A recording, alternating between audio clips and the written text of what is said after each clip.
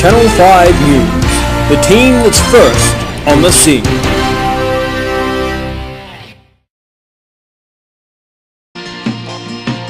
Gonna find my baby, gonna hold her tight, gonna grab some afternoon delight.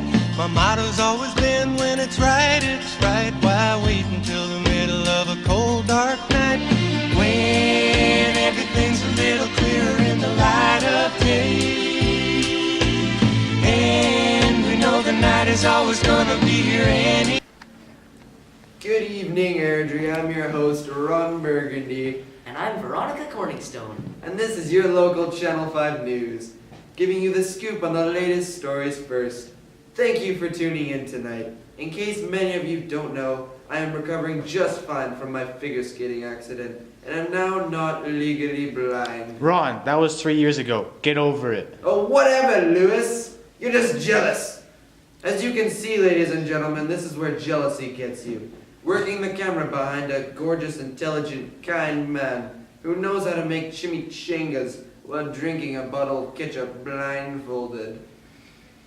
Moving on, we have a growing story coming in from the north, up in the tundra. Our very own Brooke Tamlin and Brian Fantana are covering the story. Up to you, Brooke. One. Up to you, Brick. Hi, Ron. Hello, Brick. What's it like up there? It's cold. Good to know, Brick. Can you inform us on where you are? I'm outside right now. We understand that, Brick. But can you tell us where in the world you are? I'm in a tundra. Once, I ate a whole bowl of Legos. Wow, that's great, Brick. But are you sure you aren't in a sports utility truck? You're funny, Ron. No, I'm in the tundra. Sounds better. Can you inform us on what the weather is like right now? It's cold. Today, I lost a dear friend. I lost the tip of my finger. I am very sorry to hear about that, Brick. Feel free to take a break. It's a good thing that Brian is up there too. Brian, are you there? Hello, Brian.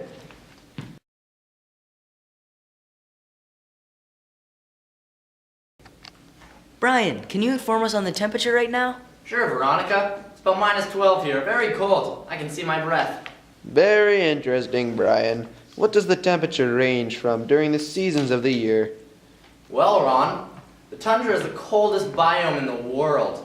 The temperature rarely gets above -8. In June, it can sometimes reach a balmy +10, actually. Winters are long, cold, dark compared to the bright, sunny months. In fall, the sun disappears and there's no light at all. Due to the lack of sun, temperatures can fall to around -70. Even during the summer, this biome experiences snowfall, making it cold, but not cold enough for human and animal life. In fact, my 15th wife and I were thinking of purchasing a summer vacation here. Very nice to hear, Brian. Hopefully my posse and I can stop by sometime. For sure, Ron. Brian, can you inform the audience what kind of animal life is up there? I'd love to, Veronica. There are many animals that live in the tundra. Some of these include caribou, ermine, waterbirds, mosquitoes, polar bears, arctic fox, white wolves, grizzly bears, gray falcons, bald eagles, bumblebees, squirrels, Norway lemmings, shrew, wolves, ptarmigans, ravens, snowy owls, arctic hares, pikas, and pocket gophers are also found in this vast biomes. Birds migrate from the tundra during the colder months. During winter, you may not see a lot of animals here. That is just great. It is awesome to see our furry friends from the north getting along so well.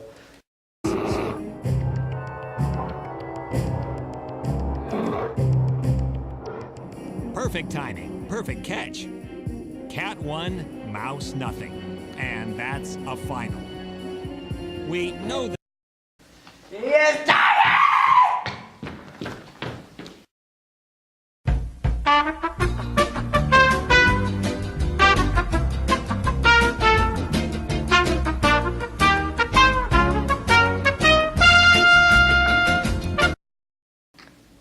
Well, that was just horrific. I have no idea who decided to put that on the screen, but it was just horrific. Anyways, Brian, can you tell us what types of plants live in the tundra? For sure, Veronica.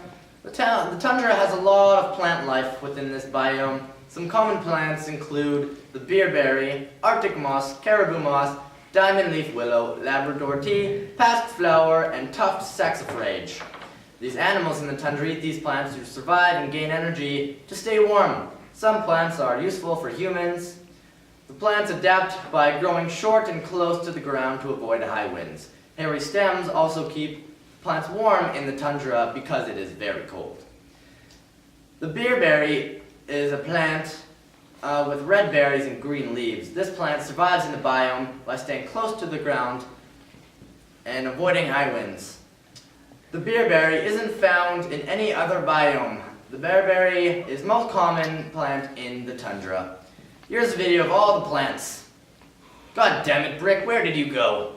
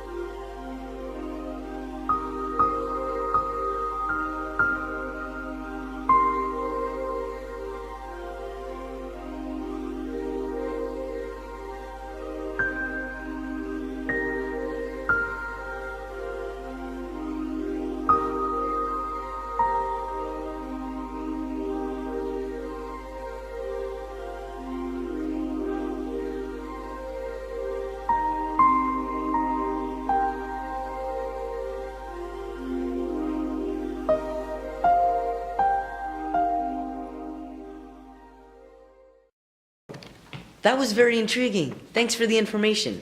I noticed Brick is back now.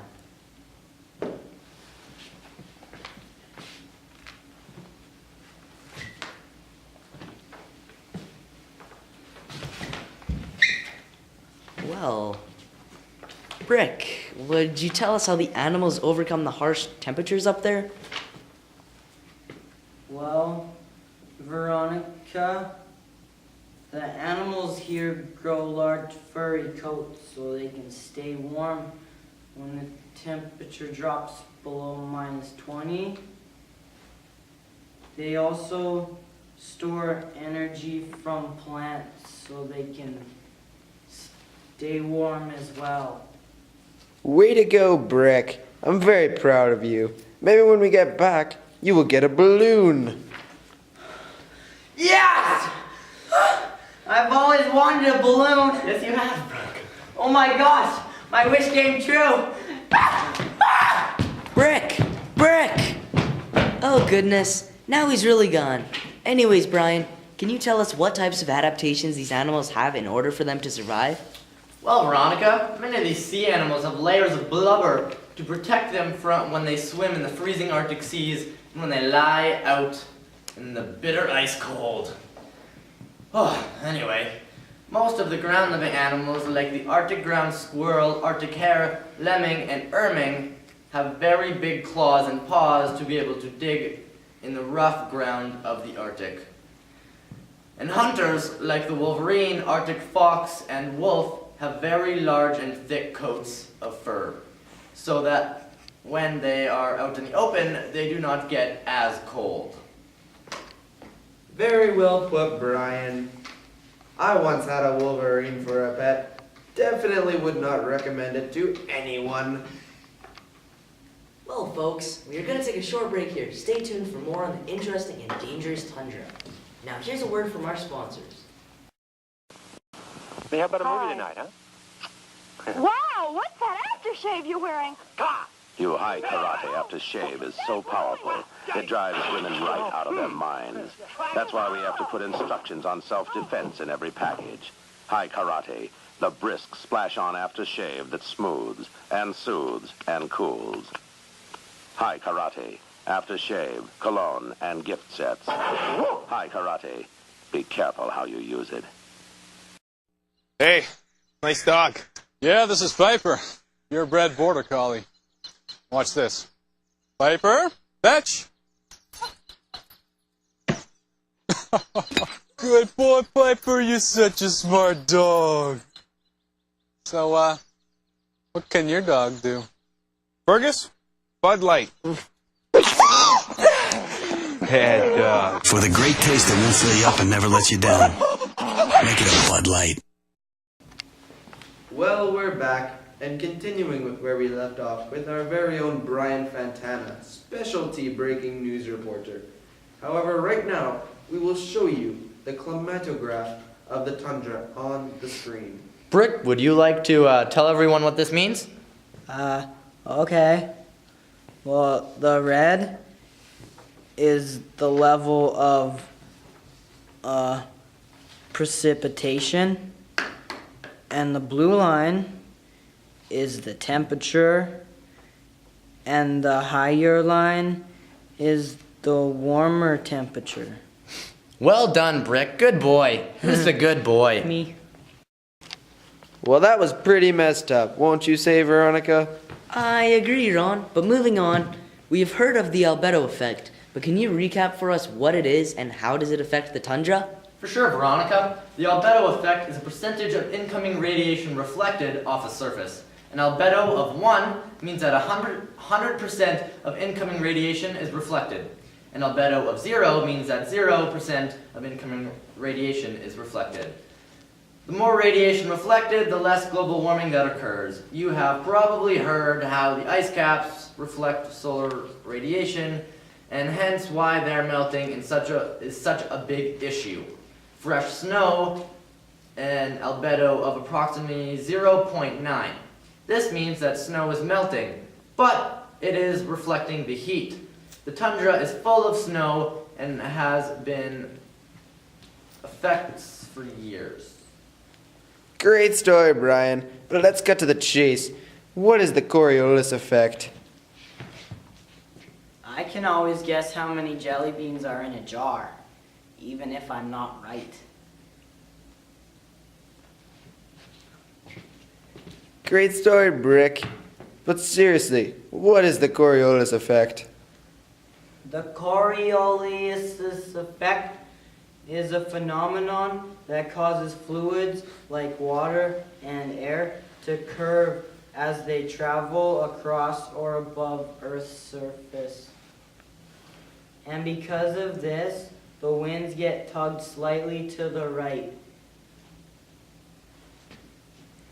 and causing big storms to move counterclockwise. Well, folks, I think that does it for us here at... Wait! I have one more last question. What is it, Ron? Do the Arctic hares up north in the tundra migrate down to Australia? Ron, that's across an ocean. I knew that, muchacho. Just testing out the old thinker. I guess you can see it's working pretty good there. Yeah, whatever, Ron. Back to the guys at the studio.